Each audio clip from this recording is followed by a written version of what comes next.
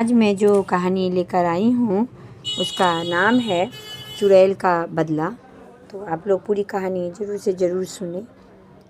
एक बहुत ही खूबसूरत गांव था जिसका नाम था वीरनगर। यहाँ सभी लोग बहुत खुशी खुशी से रहा करते थे। गांव में सभी कुछ अच्छा चल रहा था और इसी बीच अमेरिका से एक परिवार अपने पुश्तैनी घर में रहने आती है। उस परिवार में पति, पत्नी और उनका एक छोटा सा बेटा जो अपने हवेली में रहने आए थे।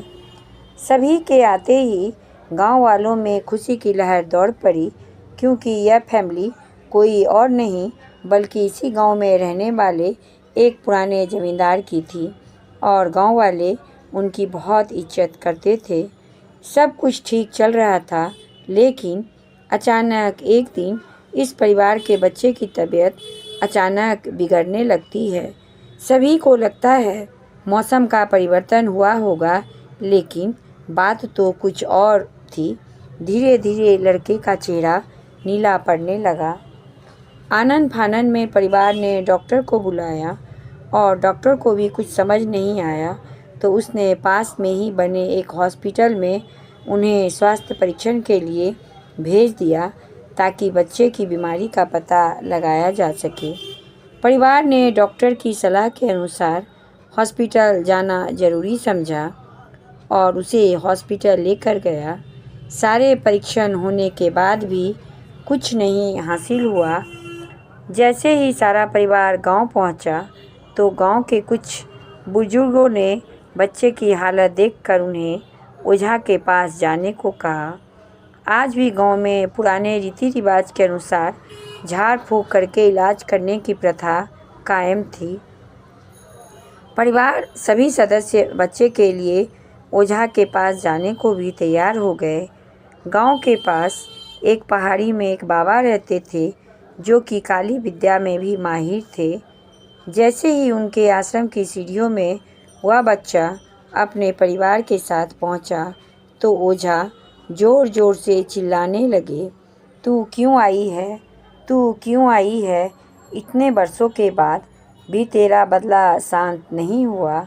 यह सुनकर बच्चे के माता पिता और गांव वाले दहशत में आ गए। उन्हें समझ नहीं आया कि बाबा को इतना क्रोध क्यों आ रहा है, जबकि उन्हें अभी तक तो कोई बात बताई भी नहीं गई है। लेकिन बाबा तो काली माया में पारंगत थे, इस वजह से उन्हें रूहानी ताकतों को पहचानना आता था। सभी लोगों ने आश्रम में प्रवेश किया, लेकिन बाबा ने केवल उस बच्चे को पास आने को कहा। बच्चे की हालत बहुत ख़राब थी।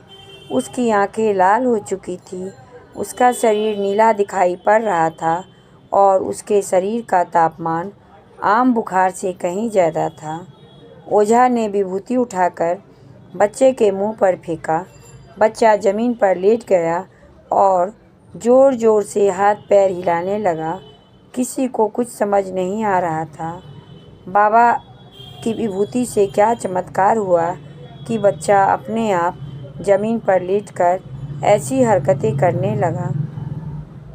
तभी अचानक बच्चा अपने पैर की उंगलियों के बल खड़ा हो जाता है और बहुत ही खूंखार औरत की आवाज़ में ओझा को उसके पुराने नाम से बुलाता, "अरे ओ प्रेमनाथ, मैं तुम्हें नष्ट कर दूंगी।" लड़के का ऐसा स्वर सुनकर उसके माँ बाप घबरा गए। लड़के को इस अवस्था में देखकर उन्हें कुछ समझ नहीं आ रहा था कि ऐसा क्यों हो रहा है।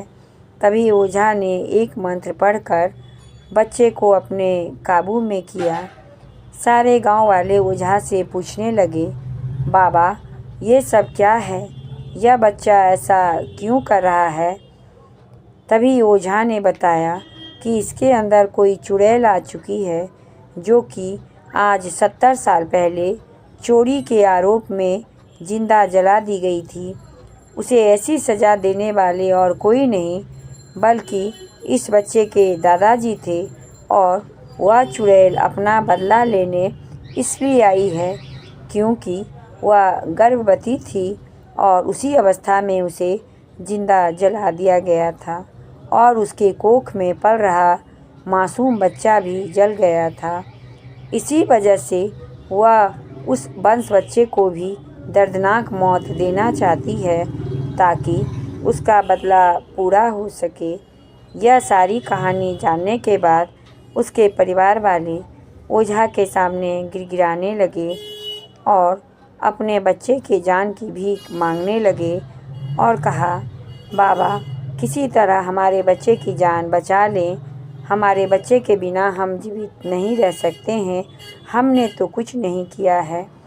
तभी ओझा ने अपनी घोर तपस्वी शक्ति से मंत्रों के उच्चारण के साथ उस चुड़ैल को मासूम बच्चे से बाहर निकाल दिया और कुछ ही क्षणों में बच्चा सामान्य हालत में आने लगा और उसके बाद सब कुछ ठीक हो गया।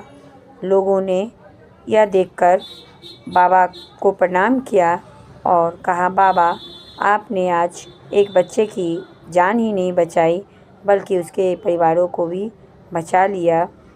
और कैसी लगी आप लोग को यह एक छोटी सी कहानी? अच्छी लगी तो ज़रूर से ज़रूर चैनल को लाइक और सब्सक्राइब कर दें। धन्यवाद।